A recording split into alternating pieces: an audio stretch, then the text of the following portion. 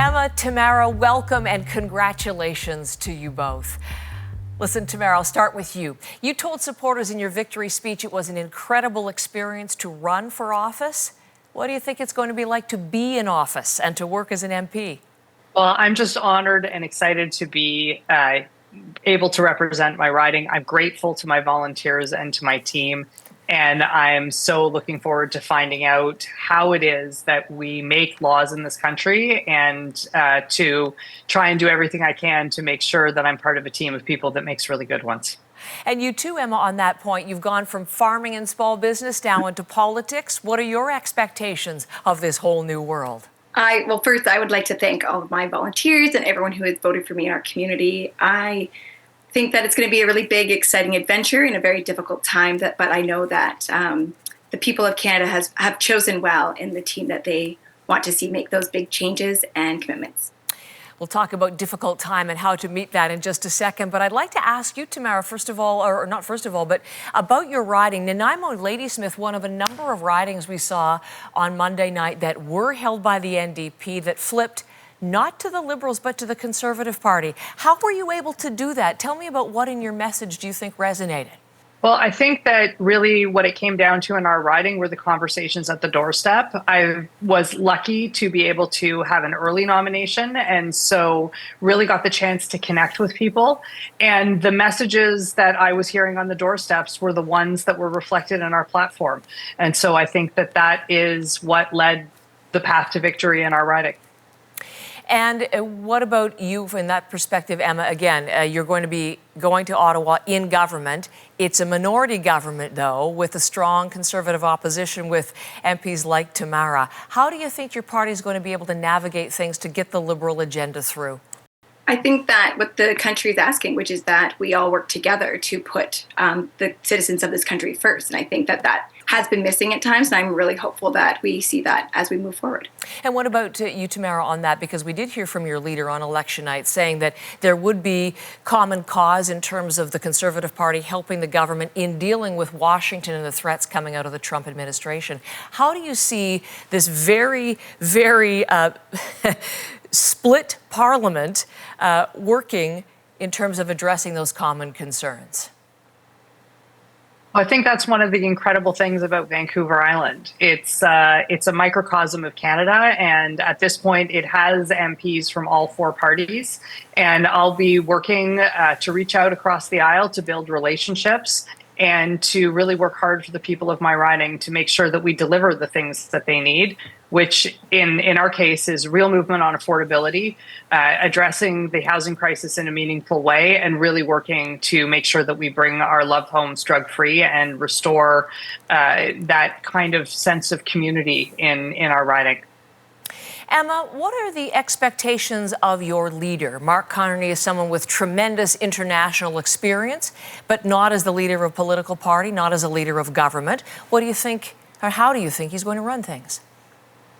I think that he will do what he has proven to do in the past, which is that lead people through a really difficult economic times, and that we as a party have put forward an excellent platform to do so. And to Tamara's point, same issues are what our communities are facing across the country: affordability and housing crisis, as well as a lack of mental health services and addiction.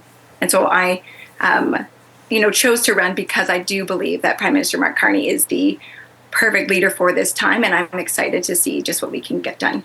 And on the issue of leadership, Tamara, yours lost his seat, and I'm wondering whether you still support Pierre Poilievre as Conservative Party leader. Absolutely. Why? Why is he the man still to lead? The thing that I admire most about Pierre Poilievre is the man that I saw whenever he came to the island. And the first thing that he would ask me every single time was he would look at me and he would say, "Tamara, what are you hearing at the doors?" He is an incredible person who has an incredible capacity for information, and he has been absorbing the stories of Canadians across this country for the last for decades, for literally for 20 years. Mm-hmm. And that is what's been translated into our policy. And it's one of the things that Canadians are looking for. And I think that's the reason why you saw the highest number of votes for our party in history.